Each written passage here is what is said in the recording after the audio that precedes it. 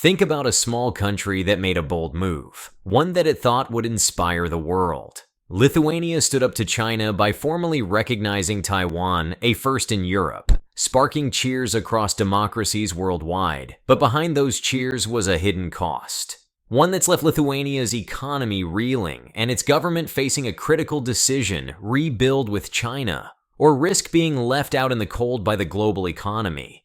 How did we get here? And is there a way back? What led to this diplomatic fallout with China? Lithuania's decision to openly support Taiwan seemed like a principled move, but China didn't see it that way.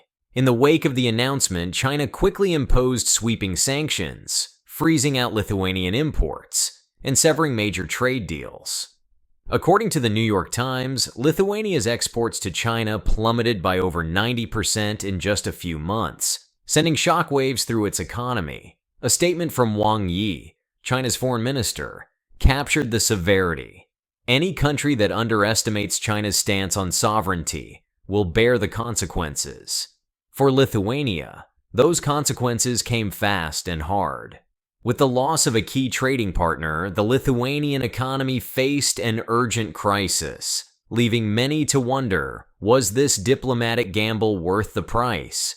But what exactly did Lithuania hope to achieve with this bold stance? What was the vision behind this decision? And where did the plan go awry? Lithuania's leaders framed their recognition of Taiwan as a stand for democracy and sovereignty, hoping to position themselves as a European trailblazer against authoritarianism. Foreign Minister Gabrielius Landsbergis described it as an opportunity to support values that all democracies should stand for. Lithuania hoped that by setting this example, it would rally other nations in Europe and beyond to reconsider their own relationships with China. However, what they didn't fully anticipate was the economic retaliation or the lack of immediate support from European allies. Sarah Wilson, an analyst from the Financial Times, commented, "Lithuania underestimated the power China wields and overestimated Europe's willingness to collectively push back. With the fallout impacting every sector from tech to agriculture, it quickly became clear that Lithuania's ideals had come with unforeseen costs." So, was Lithuania counting on the West's support to absorb the blow?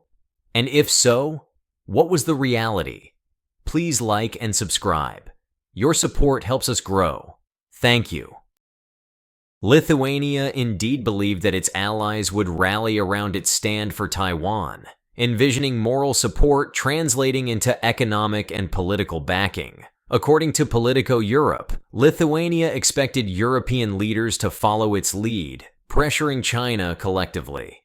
But while the EU offered diplomatic support, there was hesitation among key European nations like Germany and France, both of whom rely heavily on China for trade.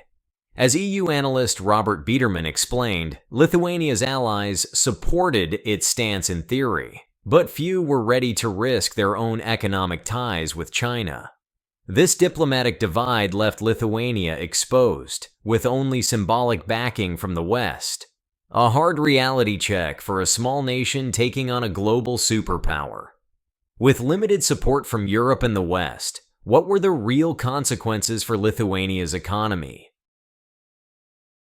According to data from Lithuania's Ministry of Economy, exports to China, which previously amounted to over 300 million euros annually, have nearly vanished. For a small economy, this sudden loss is equivalent to a financial earthquake. Sectors like agriculture, laser technology, and manufacturing have been especially hard hit, with many companies now operating on razor-thin margins or laying off workers. And this isn't just theoretical. Real lives are being affected. Small business owners who had spent years cultivating Chinese partnerships now face an uncertain future. One Lithuanian factory owner told Reuters, "We were left out in the cold. Without the Chinese market, we're struggling to keep the lights on." But which industries specifically are feeling this strain the most? And what does that mean for the people who rely on these jobs? Let's break it down. First, the laser technology sector, a cornerstone of Lithuania's high-tech exports. Prior to the fallout, Lithuania was one of Europe's leading suppliers of laser equipment to China, an industry valued at over 100 million euros annually. That market has all but disappeared, leading to significant layoffs and lost revenue. Then there's the agricultural sector, another major casualty.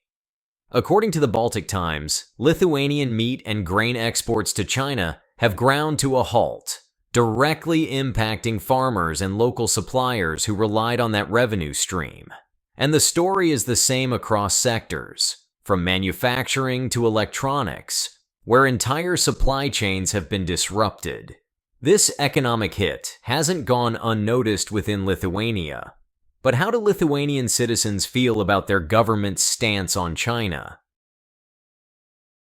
Public opinion in Lithuania is divided. A recent poll from the Baltic Times revealed that around 55% of Lithuanians believe their government should prioritize economic stability, even if it means a more cautious stance with China. Meanwhile, 45% support the government's moral stand, valuing sovereignty and democratic principles above economic convenience. One protester in Vilnius expressed a common sentiment to Euronews. We can't ignore human rights, but we also can't ignore the economy. There has to be a middle ground. For many citizens, the question is no longer just about principles. It's about jobs, stability, and the future of their country. So, with pressure mounting at home, why is Lithuania reaching out to China now? What has changed? Facing severe economic strain, Lithuania's government has been quietly signaling a willingness to ease tensions. Foreign Minister Landsbergis recently hinted at a more pragmatic approach, stating, "We remain committed to our values, but we are also committed to securing our nation's future." This shift comes as Lithuania's leaders realize that economic resilience is as essential as political ideals. This change in tone reflects a growing pragmatism, a recognition that while principles matter, the economy can't be sacrificed in the process. For Lithuania, it's about finding a path forward that respects both its democratic ideals and the practical needs of its people. But does this mean Lithuania is abandoning its values? Or is it simply adapting to economic realities? The debate over ideology versus pragmatism isn't unique to Lithuania, but the stakes feel higher here. Economist Dr. John Laughlin from Cambridge University commented to Bloomberg, "Small nations often face this dilemma, whether to uphold ideals or make concessions to survive." For Lithuania, the line between these two priorities is increasingly blurred. Government officials have hinted at trade talks with China that would allow for a cautious re-engagement without abandoning their stance on Taiwan. This approach has stirred debate within the country. Many Lithuanians see it as a reasonable middle ground, a way to restore economic stability without compromising too much. For others, however, it feels like a retreat from their hard-won values. While Lithuania is reconsidering, other European nations seem to be moving in the opposite direction. Why are they strengthening ties with China instead of following Lithuania's example?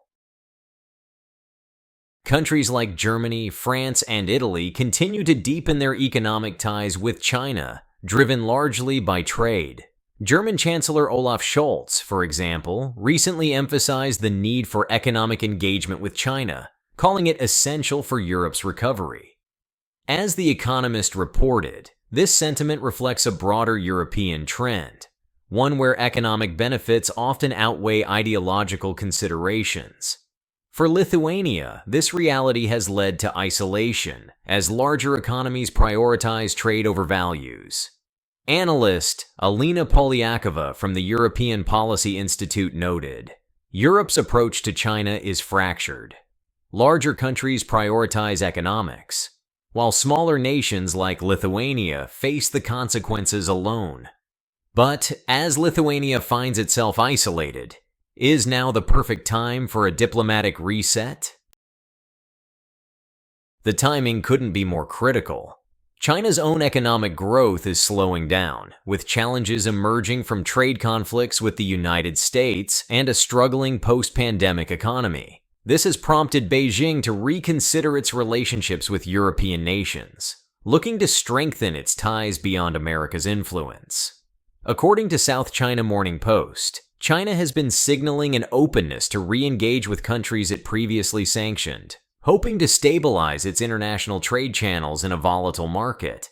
For Lithuania, this could be an opportune moment. After enduring significant economic losses, the Lithuanian government appears open to discussions, recognizing that a thaw in relations could alleviate domestic pressures and stabilize critical industries. Lithuanian officials have noted that while they still support Taiwan, the country needs to ensure it can provide for its own citizens first. A government spokesperson recently told Reuters, "This is about resilience. We can be principled, but we also have to be practical." But there's another layer to consider here. Lithuania is not only balancing relations with China, but also its position with Russia, which brings unique challenges and risks. Lithuania's position, bordered by Russia and within proximity to Belarus, makes it a focal point for Eastern European geopolitics. Historically, Lithuania has aligned closely with NATO and the EU to counter Russian influence in the Baltic region, but with China and Russia's increasing alignment on the global stage, Lithuania faces a new and complex situation. One where defying China also risks alienating its powerful eastern neighbor. Dr. Christina Spohr, a geopolitical expert at the London School of Economics, stated in The Guardian, Lithuania's balancing act is exceptionally challenging. The country's geographic vulnerability to Russia means it cannot afford to lose its Western alliances, but isolating itself from China could increase that vulnerability. This delicate position has made Lithuania rethink its approach, not out of fear, but out of necessity. Its leaders understand that maintaining some level of diplomatic flexibility could be essential to navigating an increasingly polarized world. The big question remains, will China be open to reconciling, or will it view Lithuania's actions as a weakness? Experts on Chinese foreign policy are split on this question. For some, China's past actions indicate that it may view Lithuania's outreach as a chance to reassert its power, potentially requiring concessions before considering a reset. But there's also an economic angle at play. As noted in The Diplomat, China's recent moves indicate a shift towards prioritizing economic stability over political posturing, especially in Europe. Chinese economist Dr. Chen Shi, speaking to Bloomberg, remarked, "If Lithuania can offer a clear economic benefit, Beijing may see the wisdom in reconciling, as China is also feeling the impact of strained international relations. Yet, any move by China to accept Lithuania's overture would likely come with conditions. Beijing may expect assurances that Lithuania won't take further action to support Taiwan, or perhaps even a symbolic acknowledgement of China's stance on territorial integrity. Lithuania's ability to navigate these expectations will determine whether this reconciliation is achievable or even desirable. But what could reconciliation mean for Lithuania's economy? Could it be the lifeline that restores its economic stability? The economic boost from restoring trade relations with China could indeed be transformative. An analysis from the Financial Times projects that re-establishing trade with China could increase Lithuania's GDP by up to 2%, a significant bump for a country that struggled with recessionary pressures since the sanctions. This renewed access to the Chinese market would be especially beneficial for Lithuania's tech, agriculture, and manufacturing sectors, helping businesses that once depended on Chinese demand to rebuild. According to Dr. Michael L. Chien, an economist specializing in EU-China trade relations, Lithuania's economy is heavily reliant on exports. Reconnecting with China could stabilize several critical sectors and improve investor confidence across the board. This would mean thousands of jobs saved and a rebalancing of the economic hit that Lithuania's industries have taken. For a country with a relatively small GDP, this renewed partnership could translate into a noticeable improvement in public services, infrastructure projects, and wage growth. However, Lithuania's journey offers broader insights. For other countries in similar situations, what can be learned from Lithuania's experience with China? Lithuania's experience underscores the complexities faced by nations that find themselves between two superpowers. Its struggle reveals the harsh economic consequences of defying a powerful trading partner, especially when the alliance it counted on for support proved hesitant to step in. Foreign Policy magazine pointed out that countries like Australia, New Zealand, and even some smaller Southeast Asian nations are watching Lithuania's experience closely as they navigate their own relationships with China. Dr. Anna Herdlicka, a political economist, explains, Lithuania's decision highlights the risks of taking unilateral actions without assured support. Smaller economies, especially, should carefully weigh the potential costs of opposing a dominant economic partner. The story of Lithuania serves as both a cautionary tale and a source of insight, reminding nations that ideals are costly when faced alone. The lesson? Moral stances are laudable, but without robust, coordinated support, the economic toll can be severe. Now, looking forward, how might a reset between Lithuania and China reshape European diplomacy? If Lithuania succeeds in rekindling its relationship with China, it may set a precedent for how European nations approach their own diplomatic balances. European countries are already grappling with pressure from both the US and China, each pushing for influence on the continent. According to The Economist, a successful reset between Lithuania and China could embolden other smaller nations to seek economic pragmatism, suggesting that European diplomacy with China might shift toward a more nuanced approach. Marco Zanni, a senior analyst with the European Council on Foreign Relations, commented, Lithuania's choice will be watched closely. It could provide a framework for countries wanting to engage with China without completely abandoning their values.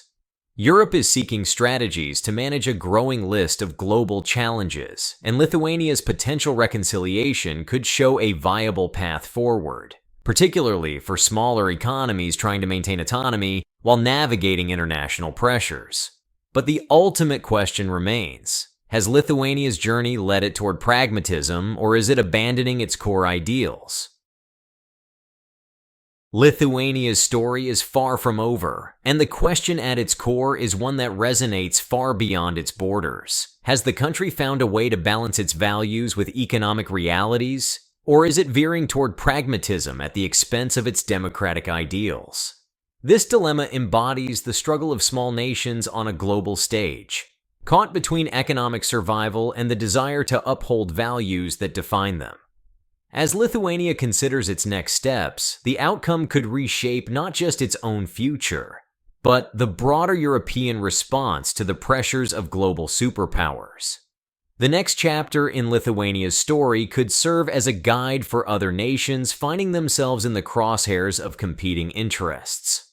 We're glad you're enjoying this video. Please like and subscribe.